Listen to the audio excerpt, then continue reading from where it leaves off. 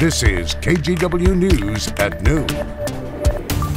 And now at noon, Oregon just minutes away from becoming the first in the nation to have statewide rent control. Thanks for being here. Oregon's historic statewide rent control bill is moments away from becoming law. This now a live look from Salem, where any minute now, Governor Kate Brown is expected to sign Senate Bill 608. Because the bill calls Oregon's housing crisis an emergency, that new law will take effect immediately. I'm Chris Willis. Good afternoon. Thanks for being here. While we wait on the governor, let's lay out what Oregon's new rent control law means, both for renters and for landlords. KGW's Maggie Vespa joins us now. And Maggie, first of all, both sides not really happy about this. Yeah, Chris, in general, landlords told us they thought the idea of statewide rent control was just too extreme. Some tenants say they don't think this bill in particular is extreme enough, and lawmakers just kind of said, well, it's what we could get passed at the moment. And pass it they did. So let's take a look at some headlines as to what we can expect now. Landlords, once this is signed, can only raise rent once a year. Headline number 2, those increases when that rent is raised are capped at 7% plus inflation.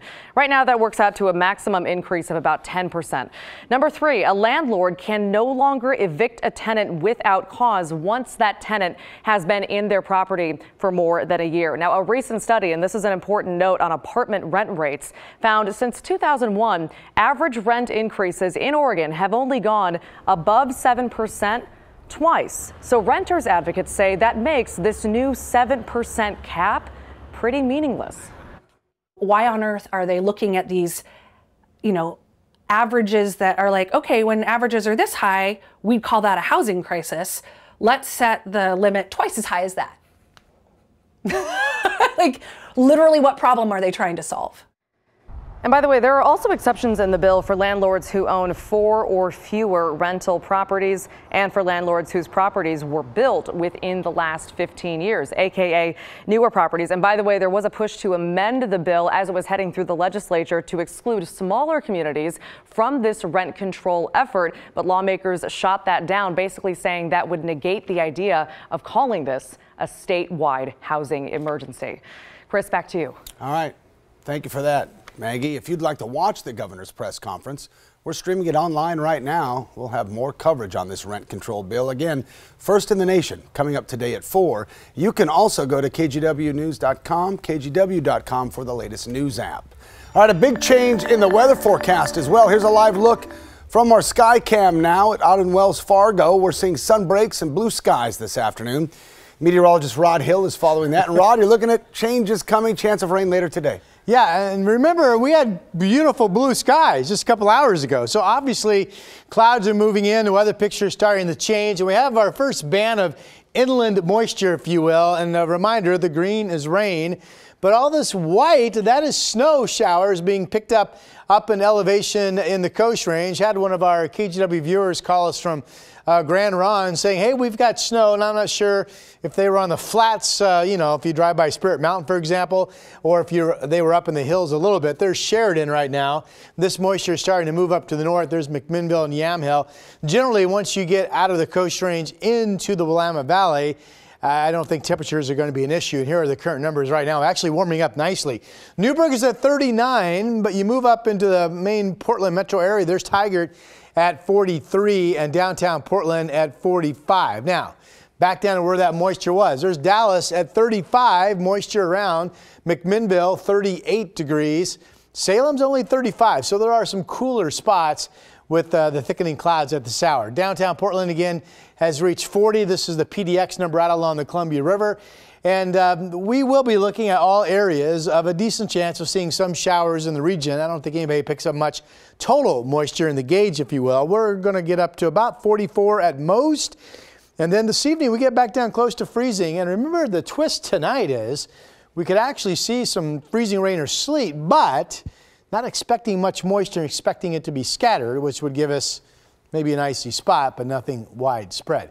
We'll get into the big change for the weekend forecast coming up shortly, Chris. Look forward to those details, Rod. Thank you for that. That's our local forecast, but in Lane County, there is a state of emergency trying to recover from record snowfall. Oak Ridge really got hit hard, but there is some good news to report, and our Tim Gordon's got it live from the KGW studios. Tim? Yeah, Chris, you know, it's half of what they've been waiting for in Oak Ridge. The power is back on. Crews restored electricity this morning for most people. But getting in and out of town, it's still a work in progress. We've got a first look at the damage along Highway 58 to Oak Ridge. Crews have cleared 300 downed trees so far, blocking the only real way to and from the town 40 miles east of Eugene. ODOT escorted people in and out twice yesterday to get much needed supplies. Now they'll need to keep doing that until they can clear the highway completely. ODOT's message to residents is this: we really appreciate your resiliency and your understanding as we work as hard as we can to get the road passable for you. This is a trying time for sure. Folks there have been stuck and on their own. I've never been in a crisis like this in 30-some years, so, you know, it's awful. Oak Ridge doesn't matter. Everybody's running out of food, freezing. With electricity restored, hopefully people will start to feel better. And this bit of baby news should make them feel good too. Stephanie Caroon gave birth to little Mackenzie in Oak Ridge with no electricity at a neighbor's home with warmth from a wood stove. It was really dark, so I kind of started birth at, by flashlight. Stephanie says all went well, and now Dad John is a proud papa. Big brother Kenny is happy too. Paramedics helped make it happen. And we ended up calling him at 6 in the morning and gave birth in a house full of people. There was 10 other people with my neighbor playing the piano, and it was a story for sure. Mackenzie born Tuesday morning and doing great. They're in Eugene now, but they can't wait to get home. Now, as for the highway, ODOT says it's too soon to say just when it'll be safe to open up completely. Chris? What a great story that is for Mackenzie and Mom and Dad. Thank you, Tim. In Clark County, sheriff's deputies had to rescue a man and his 3-year-old daughter after they got stuck in the snow. Deputies say their car was stranded on a road covered in ice near Larch Mountain yesterday. Rescuers had to remove 3 other vehicles that were also stuck on the same road before they could reach the pair. Deputies say the father had a full tank of gas and was prepared for the conditions, but it's a good reminder for others to plan ahead. And you can stay up to date on the forecast and weather warnings by downloading our KGW Portland weather app. It's free for all Apple and Android devices.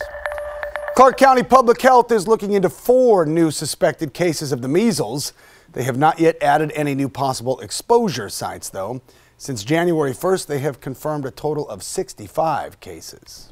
An Alaska Airlines flight headed to Seattle had to make an emergency landing last night after several people on board became sick.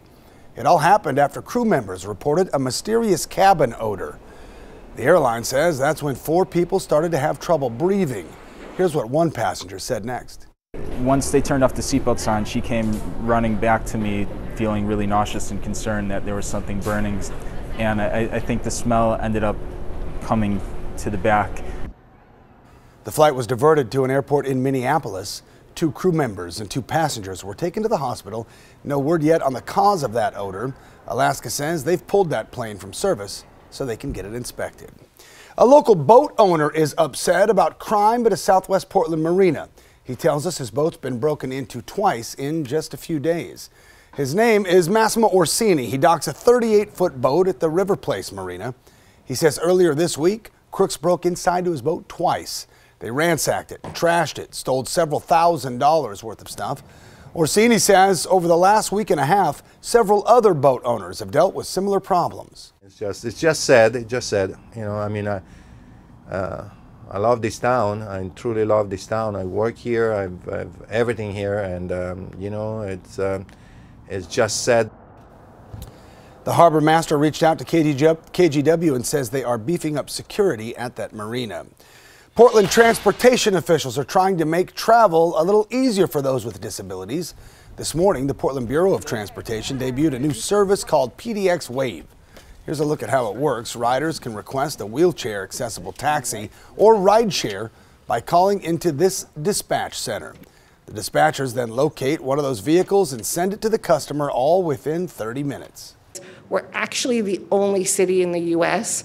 that is doing it to this degree. Other cities have different ways that they're doing it, but we are the only city that said, nope, People in wheelchairs should be able to choose just like everyone else. If you'd like to request a ride, we have the dispatch center's number on the screen for you. There you see it. The program will give incentives to drivers to take part in the program. That includes helping drivers pay fuel costs and any additional training they might need. Washington Governor Jay Inslee is expected to announce a presidential run soon. Multiple sources told our sister station in Seattle that Inslee will announce in the coming days. Inslee did not answer when we asked about it in person yesterday. The Democratic governor recently traveled to Iowa and New Hampshire, states that have early presidential primaries. Now to the North Korean summit. Right now, President Trump is on his way home after talks broke down between him and North Korean leader Kim Jong-un. NBC's Jennifer Johnson now with more. No deal between President Trump and North Korean leader Kim Jong-un. The president says he couldn't agree to remove crushing economic sanctions against North Korea for what Kim offered in exchange. They were willing to denuke a large portion of the areas that we wanted, but we couldn't give up all of the sanctions for that. The president says Kim did promise to stop all nuclear testing. I trust him, and I take him at his word. And he says the two leaders discussed the torture of American Otto Warmbier while in North Korean custody, which led to his death. Some really bad things happened to Otto. Some really, really bad things. Why are you willing to call him? But he tells me that he didn't know about it, and I will take him at his word. Lawmakers say the president needs to stop negotiating alone with Kim and get China, Russia, and South Korea on board. But I think that what our larger strategic goal on the Korean Peninsula should be the subject of much larger strategic conversations and not driven by a friendship that the president is pursuing. President Trump now flying back after apparently watching some of his former lawyer Michael Cohen's testimony on Capitol Hill, which raised questions of possible legal problems for the president. He lied a lot, but it was very interesting because he didn't lie about one thing. He said no collusion with the Russian hoax. The president and Kim have no plans right now for a third summit. Jennifer Johnson, NBC News, Washington. Meantime, as Jennifer mentioned, President Trump's former lawyer Michael Cohen is back at the Capitol today, meeting with the House Intelligence Committee behind closed doors, but it's not clear what they're going to discuss. Yesterday, Cohen painted a scathing picture of his former boss during public testimony, calling President Trump a, quote, con man, racist, and a cheat. President Trump fired back on Twitter, saying Cohen lied to get a shorter jail sentence. Cohen pleaded guilty to several charges, including lying to Congress and bank fraud. He'll be moving to a prison in May.